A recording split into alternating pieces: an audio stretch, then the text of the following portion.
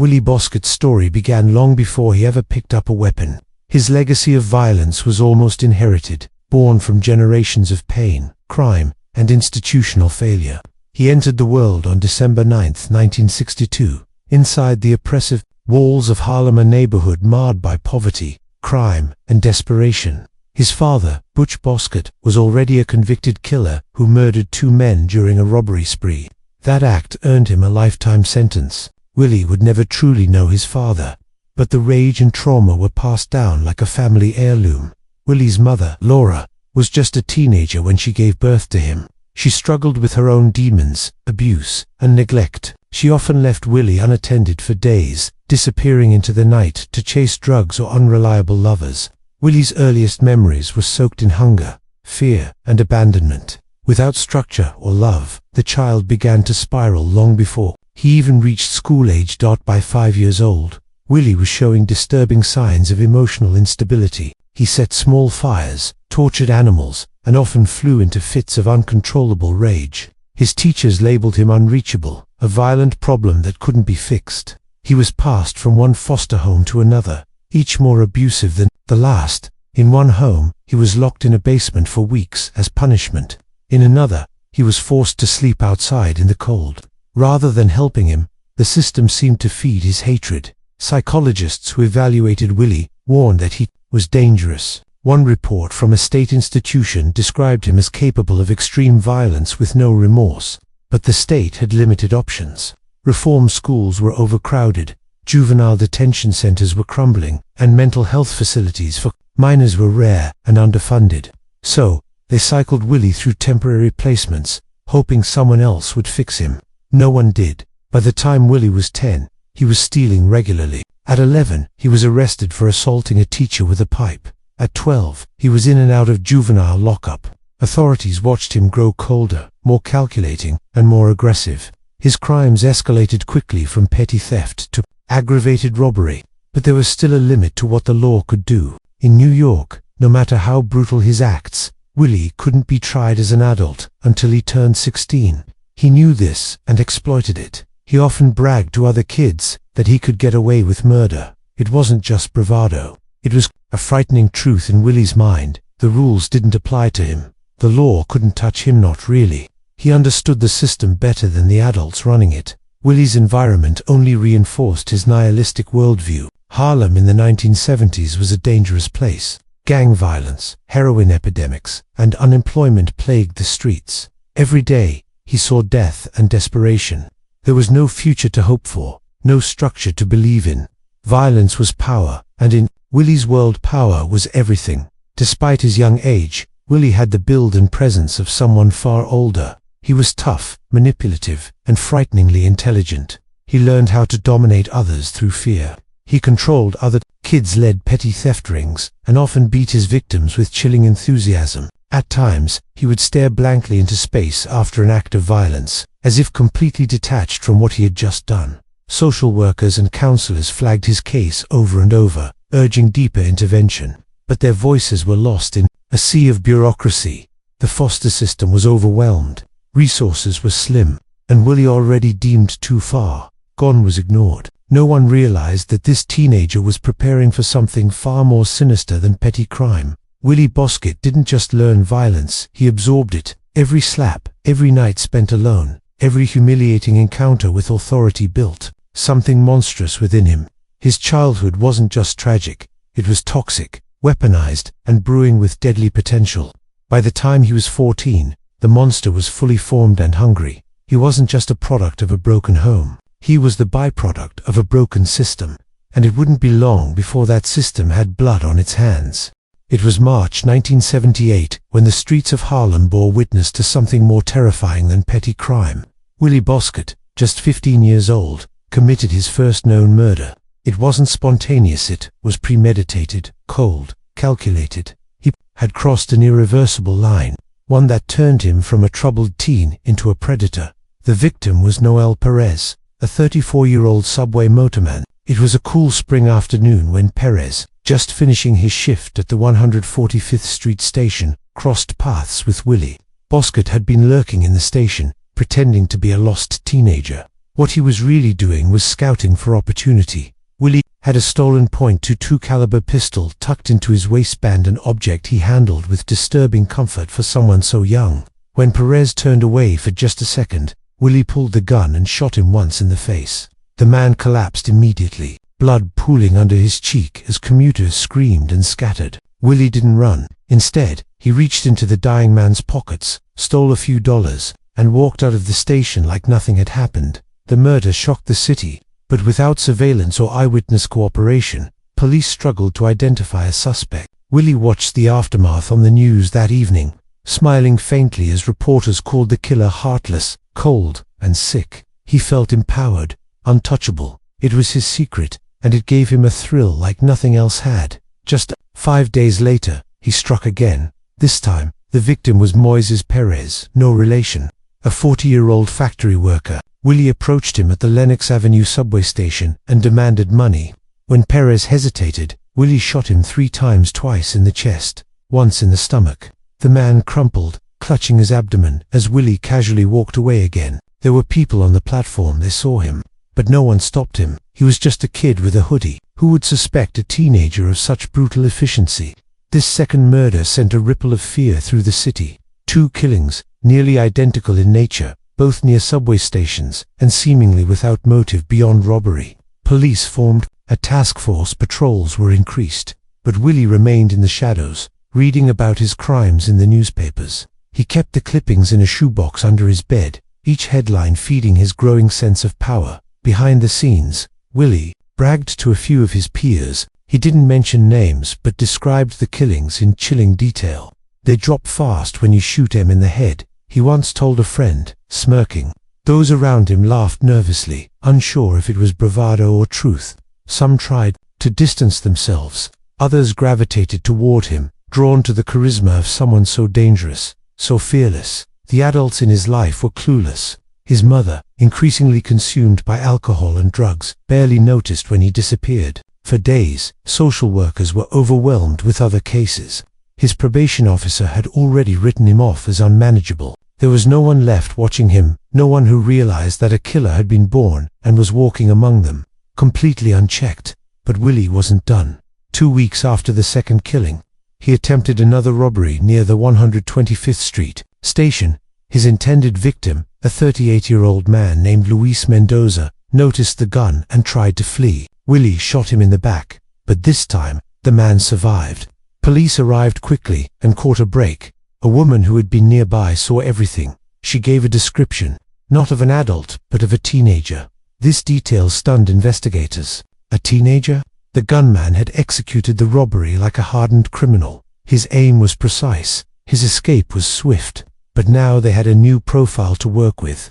Patrols shifted their focus, and undercover officers were dispatched to subway stations across Harlem. Still, Willie didn't stop. A week later, he tried to rob a couple in the Bronx. They refused to hand over their money, and in a fit of rage, he shot both of them, killing the man instantly and injuring the woman. This time, he was spotted fleeing the scene. Police circulated a sketch based on witness descriptions, a slim black teenager with intense eyes and a blank expression. The city was now hunting for a young predator hiding in plain sight. Willie's reign of terror was short but catastrophic. Over the span of just 3 weeks, he killed 3 people, injured 2 others, and committed numerous robberies. He acted with a level of cruelty that baffled even veteran detectives. He showed no remorse, no hesitation, no signs of fear. The most disturbing part, he knew the system couldn't fully punish him. New York law still protected juveniles from being charged. As adults, Willie knew he might get locked up, but not for long. "I could kill 1,000 people, he once told a counselor, and they can't do nothing." He was right, and that terrifying truth was about to send shockwaves through the entire justice system. The bloodshed didn't stop with the subway killings. What came next would mark the darkest days of Willie Bosket's violent spree. Harlem, already fraying under the weight of crime and poverty, was about to become the epicenter of a terror. This wasn't just about robberies anymore. This was a rampage, and Willie Bosket had officially declared war on the world around him. Flush with adrenaline and obsessed with the growing media attention, Willie began striking more frequently and more brazenly. He no longer confined himself to subways. Instead, He roamed the streets of Harlem like a wolf hunting prey. He targeted cab drivers, store owners, addicts, and even young couples, anyone who looked like they might have money, or, more importantly, fear. One of his most vicious attacks occurred on a muggy April night in 1978. Willie flagged down a cab near 116th Street, pretending to be a lost teenager trying to find his way home. The driver, a 52-year-old father of 3 named Earl Whitney, offered to help. As soon as the car reached a quieter block, Willie pulled out his pistol and ordered the man to hand over his wallet. Earl hesitated. He pleaded, trying to explain he didn't carry cash on night shifts. Willie shot him twice in the neck. The cab slammed into a parked car, drawing attention. Willie escaped into the night, leaving Whitney bleeding and paralyzed. The man would survive, but only just.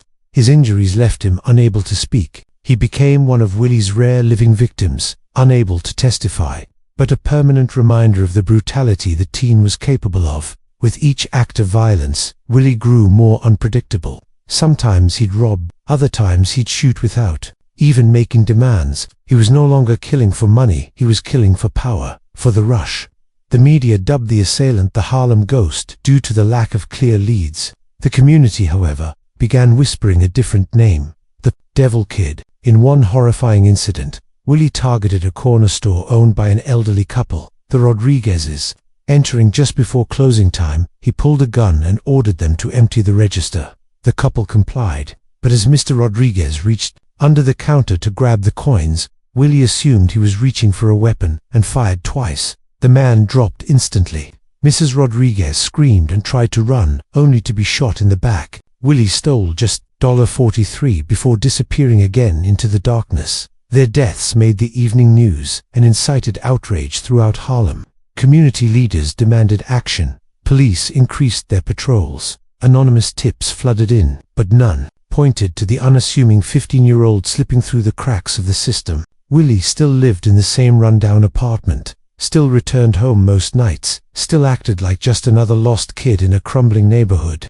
His ability to blend in was as terrifying as his lack of conscience. Even those who suspected something wasn't right with him stayed quiet. He had a reputation, non-official but powerful. He was the kid you didn't mess with. Stories circulated of him pulling a gun on classmates, of him laughing at the mention of murder, of him keeping a shoebox filled with newspaper clippings and bullet casings. No one wanted to be next. Fear kept people silent. Meanwhile, Willie began keeping a journal, a chilling artifact later uncovered by investigators. In it, he described his thoughts in cold, methodical detail. He wrote about how easy it was to kill, how people look different when they die, how the blood makes you feel alive. His writings were filled with misspelled words and street slang, but the meaning was clear. He felt no guilt, no sorrow, no empathy, only power. In just over 2 months, Willie had killed 5 people and seriously injured several more. Authorities were beginning to panic. The task force assigned to the murders was scrambling, unable to piece together a consistent pattern. The suspect didn't fit any traditional profile. They still believed they were hunting an adult, someone with military training, maybe even a gang hitman. No one wanted to believe a child could do this, but Willie was more than capable. His killings were getting bolder.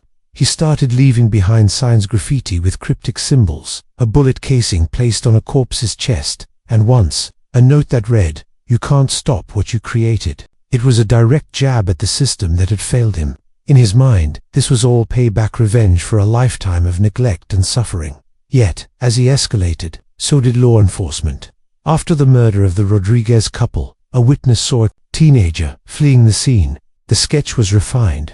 Patrol officers were told to watch for young men with erratic behavior or possession of firearms. The net was beginning to close. Still, Willie remained ahead barely, but his arrogance was growing. He began carrying his pistol openly in certain neighborhoods, flashing it to intimidate others. He taunted rival gang members. He dared people to call the cops. And behind it all, he felt invincible. After all, he wasn't just surviving in Harlem. He was ruling it through fear. But teenage chaos has limits, and the city of New York was beginning to realize the truth. The killer haunting Harlem was not a man hardened by decades, but a boy molded by abandonment, rage, and a broken world. His rampage had pushed a community to the edge, and the end was coming. By the spring of 1978, The fear surrounding the Harlem killings had turned into widespread paranoia. What made the case so chilling wasn't just the randomness of the murders, it was the cold, calculated nature of the killer, and the growing realization that the person behind them wasn't an adult predator, but a boy. Willie Bosket had become a ghost, a legend, and a monster. But behind his street persona, behind the smirk and the gun, lay a deeply disturbed mind, one shaped by trauma, sharpened by rage, and ultimately broken beyond repair. When authorities finally closed in, it wasn't through detective work or psychological profiling, it was because Willie made a mistake. On May 5, 1978, he attempted to rob a man on the A train platform, but this time, his victim fought back. A struggle broke out. A security guard nearby intervened and subdued Willie. When officers arrived, they were stunned to find a 15-year-old boy with a loaded pistol, blood on his shirt, and a cold, empty stare. Willie was arrested on the spot and taken into custody. The moment he was placed in an interrogation room, he fell silent, not nervous, not confused, just silent. Hours passed before he finally spoke, and when he did, it wasn't a confession, it was a challenge. "You can't do nothing to me," he muttered. "I'm still a kid." He was right.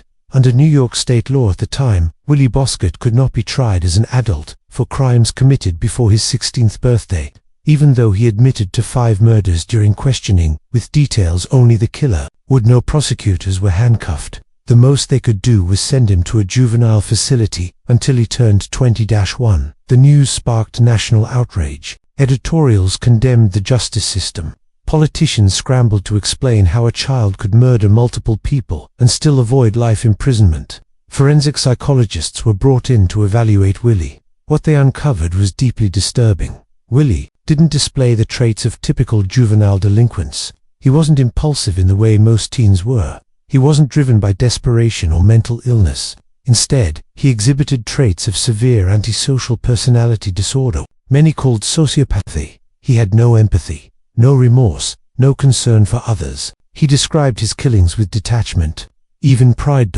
In one chilling interview with a state psychologist, Willie explained, "When I kill, it feels like I'm finally in control, like I matter. I'm the one making decisions." The doctor later wrote that Willie's mind was permanently fractured by a lifetime of trauma, abuse, and neglect. He doesn't see life or death the way most people do. He sees it as a tool. His journal recovered from his bedroom during his search was further proof of his twisted psyche. Among pages of graffiti, crude drawings, and gang references were entries that described violence as freedom. He wrote about dreams where he ruled over a city with a gun in each hand. He described death as art and people as chess pieces. Attempts at rehabilitation failed quickly. In the juvenile detention facility, Willie continued his violent behavior. He attacked staff members, started fights with other inmates, and even tried to escape. One counselor described him as a storm in human form, always ready to erupt, impossible to calm. Another staff member admitted, "We weren't equipped to handle someone like him. He wasn't just a danger to others, he was a threat to the very idea of juvenile reform." What confused experts the most was Willie's intelligence. He wasn't academically gifted, but he was cunning, strategic. He understood how to manipulate people, how to find weaknesses, and how to make himself invisible when necessary. He had memorized legal loopholes. He knew what he could and couldn't say, and he used that knowledge like a weapon. Even in prison, he bragged about his crimes. He would tell other detainees about how easy it was to kill, how he once shot a man just to hear the sound it made. He thrived on the fear and respect it brought him. Staff tried to isolate him, but he always found ways to exert control through threats, alliances, or sheer violence. By the time Willie turned 16, he had been involved in over 30 violent incidents while incarcerated. And yet, under the law, he would still be released by the time he turned 21. It seemed inevitable and terrifying. That inevitability sparked what would become known as the Willie Bosket Law. Outraged by the legal limitations, New York state legislators quickly passed new measures that allowed juveniles as young as 13 to be tried as adults for serious crimes. The law was unprecedented and controversial. Civil rights groups criticized it as reactionary and unjust. But for the public, it was a necessary response to a nightmare they never saw coming. Willie had changed more than lives. He had changed the law. And yet, in his mind, that wasn't punishment. It was legacy. He once told a prison counselor, "They'll never forget me. Doesn't matter if I'm locked up, I still win." He was right again. As society debated how to handle children who kill, Willie remained locked in a room smiling, drawing, and waiting for his next opportunity. There was no hope for redemption. The trauma that created him had calcified into something immovable, unreachable. Willie Bosket wasn't born evil, but by the time the world noticed him, he was already beyond repair. The story of Willie Bosket didn't end with his arrest. In many ways, that was only the beginning. His violent crimes, his lack of remorse, and the legal firestorm he ignited left scars far beyond Harlem's streets. He became a broken system of generational trauma, of what can happen when society fails to protect its children. But more than anything, he became a haunting reminder that sometimes the most terrifying monsters aren't grown, they're born in silence, in shadows, in pain. In 1983, Willie Bosket was released from juvenile detention. He was 21 years old. The system had done what the law allowed, held him for the maximum time. But there was no public celebration, no redemption arc. The media waited with bated breath. Harlem braced itself, and officials knew something others didn't. Willie had not changed. Within just a few weeks of his release, Willie was arrested again, this time for stabbing a man during an argument. The attack was brutal and deliberate. When questioned by police, Willie smiled and said, "I tried to stay good, but good's not in me." That arrest finally allowed prosecutors to charge him as an adult. The court didn't hesitate. He was sentenced to several years in state prison. But prison didn't contain Willie's violence, it gave it room to grow. Over the next 2 decades, he became one of the most feared inmates in New York's correctional system. He assaulted guards, attacked other prisoners, and once tried to set his cell on fire. At one point, he stabbed a corrections officer in the throat with a sharpened toothbrush. The man survived, but just barely. The incident led to Willie being placed in permanent solitary confinement. For over 20 years, Willie lived in a 7-by-9-foot cell inside a maximum security prison. He was allowed out for 1 hour a day, alone. No contact, no interaction. Visitors. His world was concrete, steel, and silence. But even there, he remained a figure of fascination and fear. Prison officials called him uncontainable. One warden once said, "If Willie Bosket ever gets out, someone will die."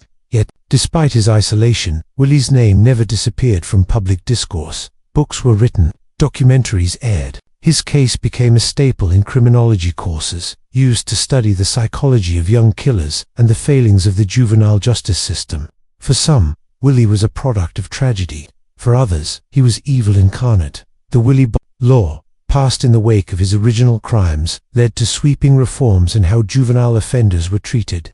New York began prosecuting minors as adults for serious crimes. Other states soon followed. What started as an attempt to fix a loophole became a national trend, one that dramatically reshaped the criminal justice system, but not without controversy. Critics argued the new laws led to overly harsh sentences for teenagers, many of whom were still capable of rehabilitation. Civil rights groups pointed to racial disparities. Young Black and Latino boys, like Willie, were disproportionately affected. The justice system had reacted to one boy's carnage with a hammer, and decades later, the cracks it left behind were still widening. For some in Harlem, the name Willie Bosket was no longer spoken. It had become a kind of ghost story, something parents whispered when warning their children, "Don't end up like him." For others, it was a reminder that monsters can be made, not just born. That poverty, abuse, and abandonment don't always create victims. Sometimes, they create predators. By the time Willie reached his 50s, he had spent more of his life inside prison walls than out. In a rare interview conducted through letters, he wrote, "Prison didn't change me, it confirmed me. I've always been what I am. You just didn't notice until it was too late." When asked if he regretted anything, he simply replied, "No." And perhaps that was the most chilling truth of all. Willie Bosket became a permanent fixture in the American criminal narrative, not just because of his age or his crimes, but because he forced a country to confront uncomfortable questions. What do we do with children who kill? Can a broken soul be fixed? And when does punishment cross the line into vengeance? In the end, the boy who once ran Harlem with a pistol and a grin became a man trapped in an endless cycle of violence. The system couldn't fix him, the law couldn't stop him, and society couldn't forget him. His name is rarely mentioned now, but his legacy lives in courtrooms, in classrooms, and in the quiet fear that sometimes, behind a young face, there might be something far darker waiting to be seen. Willie Bosket didn't just kill people, he changed the law. He shattered illusions, and he left behind a legacy not of fame but of fear.